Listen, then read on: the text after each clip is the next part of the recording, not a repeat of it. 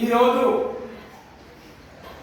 ప్రపంచానికే మహాకవి, విశ్వంలో మహాకవి, తెలుగు సాహిత్యంలో ప్రముఖ కవి, పద్మభూషణ్, నవయుగ కవి చక్రవర్తి, కవి కోకిల, మధుర కవి అని బిరుదులు గాంచిన గుర్రం జాషువా గారి వర్ధంతి.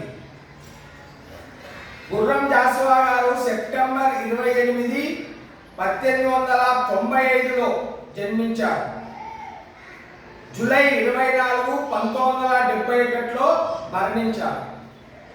గుర్రం జాషువా సెప్టెంబర్ 28, 1895లో ఆంధ్రప్రదేశ్లో గుంటూరు జిల్లా వినుకొండ మండలం చాట్రగడ్డపాడు అనే గ్రామంలో గుర్రం వీరయ్య అనే యాదవ, లింగమ్మ అనే మాదిగ ఆ పుణ్య దంపతులకు జన్మించారు.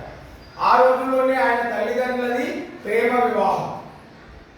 అందుకే గుర్రం జాషువాను ఆ రోజుల్లో చదువుకున్నప్పుడు అంటరాని వాళ్ళని బడిలో అందరూ అవహేళన చేసినా ఆయన ఎవరిని లెక్క చేయలేదు. చదువుపైనే ధ్యాస పెట్టి చదివి ఆ రోజుల్లో సినిమాలకు వ్యాఖ్యాతగా, తర్వాత తెలుగు పండితులుగా గుంటూరు హై స్కూల్లో పనిచేశారు. ఉపాధ్యాయుడిగా, తెలుగు పండితులుగా పనిచేస్తూ ఆ రోజుల్లో ఆయనకు తెలుగు సాహిత్యం పైన మక్కువతో దీపాల పిచ్చయ్య శాస్త్రి అనే ఆయనను గురువుగా ఎంచుకొని సాహిత్యంలో ఆయన ప్రజ్ఞతో 36 గ్రంథాలు, ఖండ కావ్యాలు రాశారు. ఆయన రాసిన కావ్యాలు కపిలం, పిరదోసి, ముంతాజ్మహల్, స్వప్నకథ, కాంతిశీకుడు, కష్టజీవి, ఇట్లా ఎన్నో గ్రంథాలు రాశారు.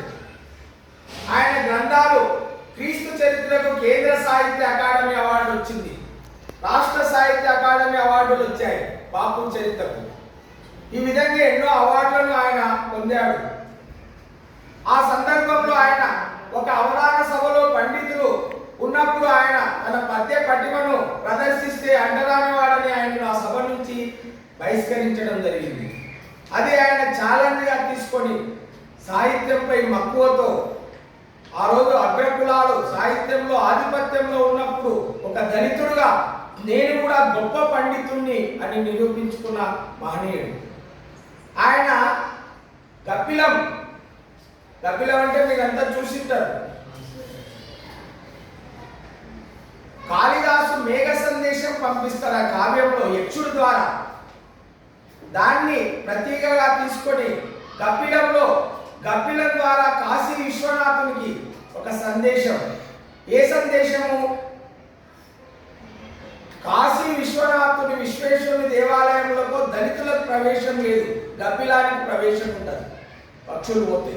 కనుక ఆ దళితులకు ప్రవేశం లేదన్న నినాదంతో కపిలంలో కపిలం అనే కావ్యంలో దళితుని ద్వారా సందేశము పంపించడమే దాని ప్రధాన ఇతివృత్తం. అలాగే ఆయన రచించిన కావ్యాల్లో పిరదోసి కూడా చాలా గొప్పది.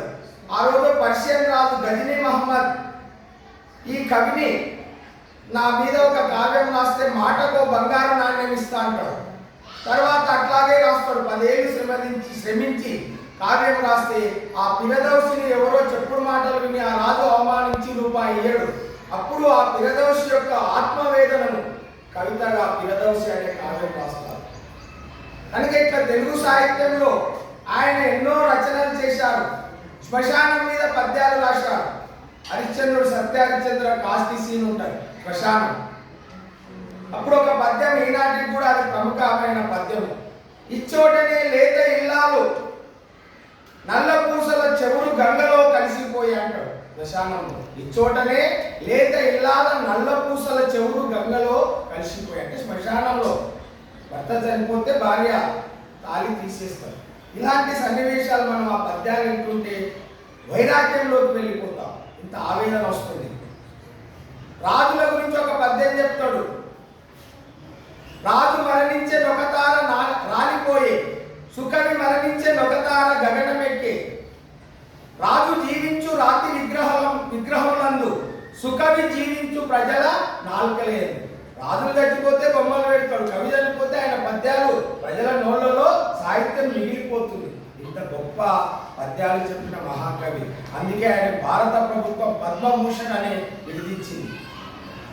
తర్వాత కేంద్ర సాహిత్య అకాడమీ అవార్డు వచ్చింది.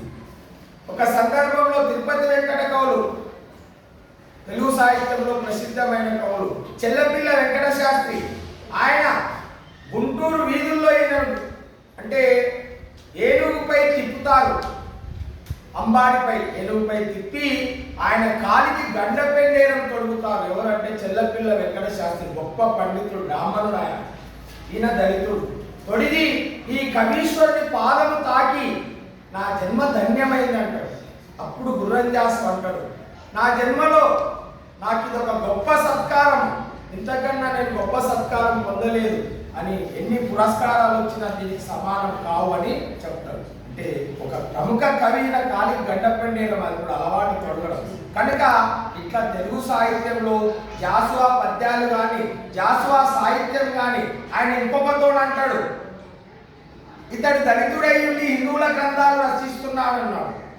హిందువులు ఇతడు దళితుడని ఇద్దరు అసహించుకున్న సందర్భంలో ఆయన ఒక మాట అంటాడు, గుణం లేనివాడు కులం కొడుకు పడతాడు, మానవత్వం లేనివాడు మతం ముసుగు వేస్తాడని చెప్పింది. అంటే కులమతాలను నిరసించిండు, అంటరానితనం లేదు. మనమంతా ముందు మానవులం, విశ్వనరుడా, విశ్వంలో మనం నరులం, కులాలు మతాలు మధ్యలో వచ్చినాయి, ముందు మనం మానవులం. ఇట్లాంటి గొప్ప సందేశాలు ఇచ్చిన మహాకవి గుర్రంజాస్వా.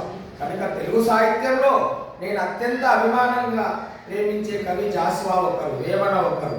ఇట్లా వీళ్ళు మహనీయులు. కనుక ఇలాంటి మహాకవుల చరిత్రలు మీరు కూడా వాళ్ళ సాహిత్యము, వాళ్ళ గ్రంథాలు చదివి సమాజంలో కులమతాలకు అతీతంగా అభివృద్ధి ధ్యేయంగా అందరము సోదర భావంతో మెలగాలని తెలియజేస్తూ ముగిస్తుంది.